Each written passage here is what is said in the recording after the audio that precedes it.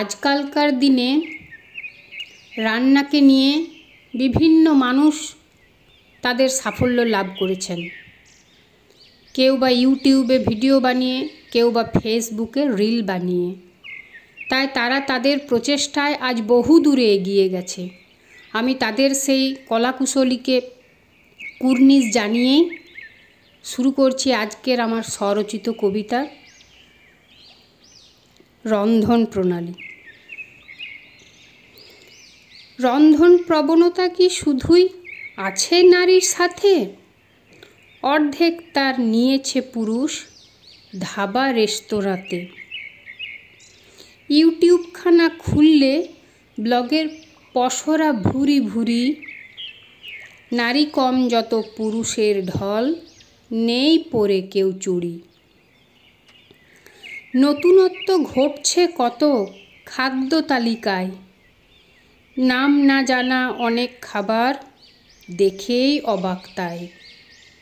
মাস যাচ্ছে যাচ্ছে বছর, পাল্টে যাচ্ছে পাশা, চক্ষু চড়ক গাছ হয়েছে, মুখে সরছে না আর ভাষা। বিদঘুটে সব নামগুলো আজ মেনু কার্ডে পেয়েছে ঠাঁই।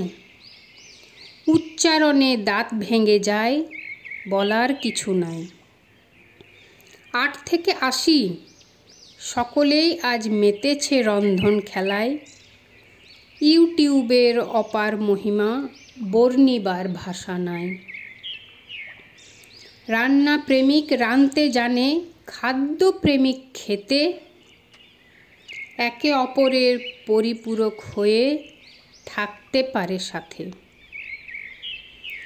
রান্নার বহর আসছে চলে সেই আদিকাল হতে, আবাল বৃদ্ধ বনিতা সব গা ভাসিয়েছে রান্নার স্রোতে।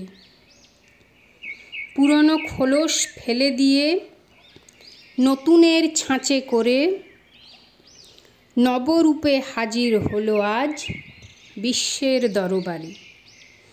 সেরার শিরোপা পেয়েছে অনেকে এই পথে গিয়ে হেঁটে। একদিনে কি সফলতা আসে? হাঁটতে হয়েছে কণ্টকময় বাঁটে।